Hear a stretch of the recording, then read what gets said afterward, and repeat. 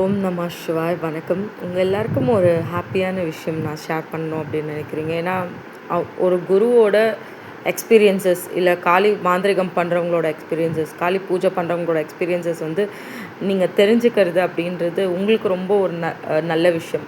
அதுக்காக நான் இது சொல்கிறேன். நேற்றுக்கு எனக்கு ஒரு லேடி வந்து கால் பண்ணியிருந்தாங்க.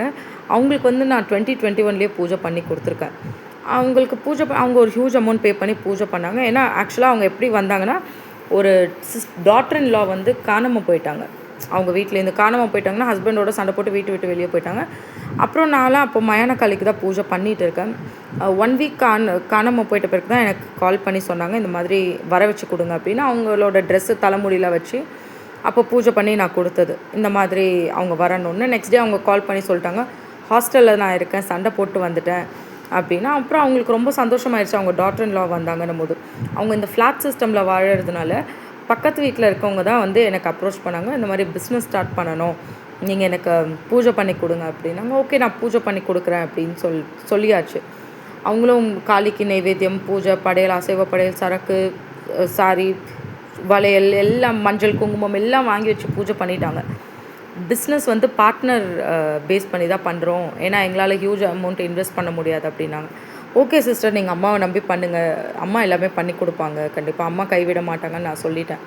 அவங்களும் பூஜை பண்ணிட்டாங்க. பூஜை பண்ணிவிட்டு ஒரு 6 மந்த்ஸ் கழித்து எனக்கு கால் பண்ணாங்க, மேடம் இந்த மாதிரி வந்து பார்ட்னராக இருந்தவங்க வந்து சண்டை போட்டு பிரிஞ்சுட்டாங்க, எனக்கு ஏன் அவங்க சண்டை போட்டாங்கன்னு தெரியல.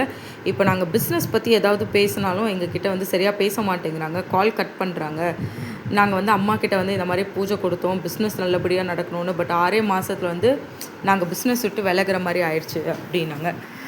நான் அவங்கக்கிட்ட சொன்னேன், மேடம் நீங்கள் வந்து வந்தது பிஸ்னஸ் நல்லா நடக்கணும்னு நீங்கள் பூஜை பண்ணிங்க, ஆனால் காளி இந்த மாதிரி ஒரு விஷயம் பண்ணாங்கன்னா ஏதோ ஒரு ரீசன் இருக்கும், கவலைப்படாதீங்கன்னு நான் சொல்லிட்டேன். அதுக்கப்புறம் அவங்க பேசலை. ஸோ நேத்திக்கு அவங்க கால் பண்ணி சொல்கிறாங்க, நீங்கள் எனக்கு பூஜை பண்ணி கொடுத்தீங்களே, நான் வந்து என்னோடய பிஸ்னஸ் வந்து நல்லா நடக்கணும்னு நான் பூஜை பண்ணேன், 6 மாதம் கழித்து அந்த பிஸ்னஸ் எங்களை கைவிட்டு போயிடுச்சு, நாங்களும் சண்டை போட்டு பிரிஞ்சிட்டோம். இப்போ ரீசெண்டாக அவங்களுக்கு வந்து ஒரு 2.5 இயர்ஸ் 3 இயர்ஸ் முன்னாடி தான் அவங்களுக்கு வந்து தெரியுமாமா.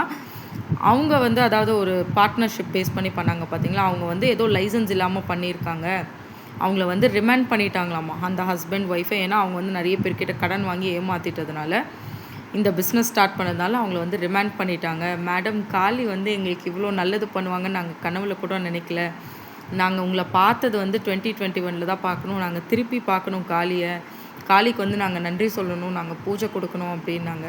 நான் சொன்னேன், மேடம் நீங்கள் காளியை நினச்சி பார்க்கணுன்னு நினச்சதே சந்தோஷமான விஷயம், அந்த நன்றி அவங்க நினச்சி பார்க்குறாங்க பார்த்தீங்களா, நிஜமாகவே எனக்கு அவ்வளோ சந்தோஷமாக இருந்தது. ஏன்னா அவங்க சொன்னாங்க, மேடம் ஒருவேளை காளி வந்து அந்த பூஜையை வந்து சக்ஸஸ் பண்ணி கொடுத்துருந்தாங்கன்னா, நாங்கள் அவங்க கூடயே வந்து பார்ட்னர்ஷிப்பில் இருந்து நாங்களும் ரிமாண்ட் பண்ண வேண்டியதாக இருக்கும். எங்களோட குழந்தைங்க வந்து தனியாக இருந்திருப்பாங்க. ஏன்னா எங்களுக்கு வந்து மதர் இன் லா வீட்டு சப்போர்ட் கூட கிடையாது. லவ் பண்ணி கல்யாணம் பண்ணிக்கிட்டதுனால தனியாகவே நாங்கள் இருந்துட்டோம். எங்களுக்கு ஜெயில் போயிருக்க வேண்டிய ஒரு சூழ்நிலை வந்திருக்கு. ஆனால் அதை காளி தான் தட்டி நிறுத்திட்டாங்க, பிரித்து கூட்டிகிட்டு வந்துட்டாங்க அப்படின்னாங்க. எனக்கு ரொம்ப ஹாப்பி ஆயிடுச்சு. ஸோ நீங்கள் ஒரு விஷயத்துக்காக நீங்கள் பூஜைக்கு போவீங்க, ஆனால் காளி வந்து உங்களுக்கு காளி வந்து எப்போவுமே நீங்கள் எந்த காளியாக இருந்தாலும் சரி, அது என்கிட்ட தானே இல்லை, விஷ்ணுமாயாக இருக்கட்டும், கருங்குட்டியாக இருக்கட்டும், நீங்கள் போய் ஒரு விஷயம் அஷ்டகர்மத்துக்கு போகிறீங்க, இல்லை வேறு ஏதாவது ஒரு பிஸ்னஸ்க்காக போகிறீங்கன்னா அந்த தெய்வம் வந்து அதை உணரும். நீங்கள் நெய்வேத்தியம் வைக்கிறீங்க, படையல் யார்கிட்டேருந்து வருது, யார் நமக்கு இன்றைக்கி படையல் கொடுத்துருக்காங்கன்னு அந்த சாப்பிட்ட சாப்பாடுக்கு தெய்வம் வந்து எப்போவுமே நன்றியோடு இருக்கும்ன்றது எனக்கு தமிழில் சொல்ல தெரியல. ஆனால் தெய்வம் வந்து அதை நினச்சி பார்க்கும், நமக்கு இவங்க வந்து பண்ணியிருக்காங்க, நம்ம அவங்களுக்கு நல்லது பண்ணணும்னு. ஸோ இவங்க வந்து அப்படி சொல்லும் போது எனக்கு ஒரு செகண்ட் கண்ணிலிருந்து தண்ணியே வந்துருச்சு. காளி எந்த அளவுக்கு காப்பாற்றிருக்காங்கன்ற ஒரு விஷயம் இதிலேருந்து தெரியுது பார்த்தீங்களா. ஸோ அவங்க வந்து சொன்னாங்க, மேம் நாங்கள் பார்க்கணும், நீங்கள் திருப்பி பர்மிஷன் கொடுங்க, அம்மாவுக்கு வந்து ஸ்வீட்டு நாங்கள் சாரியெல்லாம் வாங்கிட்டு வரோம். நான் சொன்னேன், அதெல்லாம் எதுவும் வேண்டாம், ஏன்னா அவங்க இன்றைக்கி இந்த ஊரில் இல்லை, அவங்க தேனி சைடு எங்கேயோ இருக்காங்க. நீங்கள் அங்கேயே காளி கோயில் ஏதாவது இருந்தால் காளிக்கு போய் நீங்கள் வேண்டிக்கோங்க, அங்கேருந்து இவ்வளோ தூரம் வர வேண்டாம், ஒன்றும் ப்ராப்ளம் இல்லை அப்படின்னு. அவங்க ரொம்ப ஹாப்பியாக ஃபீல் பண்ணாங்க. ஸோ நீங்களும் வந்து காளியை நோக்கி கண்டிப்பாக எல்லாருமே காளியை வணங்குங்க, கோயிலில் போய் காளியை வணங்குங்க. காளிக்கு வந்து ஸ்வீட் வாங்கி கொடுங்க, உங்களால் ஒரு பாயசம் செஞ்சு வைக்க முடியும்னா செஞ்சு வைங்க. ஒரு சின்ன விளக்கு மட்டும் போதும், ஏன்னா அவங்க அந்த விளக்கு அந்த மந்திரம் தான் வாங்கினாங்க என்கிட்ட இருந்து. எனக்கு ஞாபகம் ஒரு கப்பெல்லாம் விளக்கு நான் தான் கொடுத்துட்டு இருந்தேன். அவங்களுக்கு ஒரு விளக்கு, யந்திரம், மந்திரம் மட்டும் நான் கொடுத்தேன்.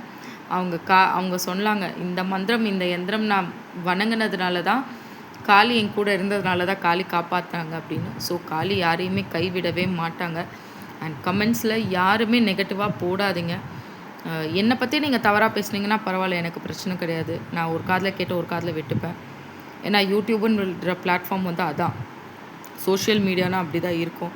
ஆனால் காளியை பற்றி ஒரு வார்த்தை கூட தவறாக பேசாதீங்க. அது ஒருபோதும் நான் கண்டிப்பாக கேட்டுட்டு சும்மா இருக்க மாட்டேன். ஏன்னா நீங்கள் ஒரு நெகட்டிவ் கமெண்ட் போட்டிங்கன்னா அதை பார்த்து 4 பேர் காளியை வணங்காமல் போயிட்டாங்கன்னா அது பாவம். ஒவ்வொரு பெண்ணுக்கும் காளியோட சப்போர்ட் அப்படின்றது கண்டிப்பாக வேணும். ஒவ்வொரு குழந்தைக்கும் அவங்களோட அனுகிரகம் வேணும். ஸோ நெகட்டிவ் கமெண்ட்ஸ் எல்லாம் அவாய்ட் பண்ணிவிடுங்க.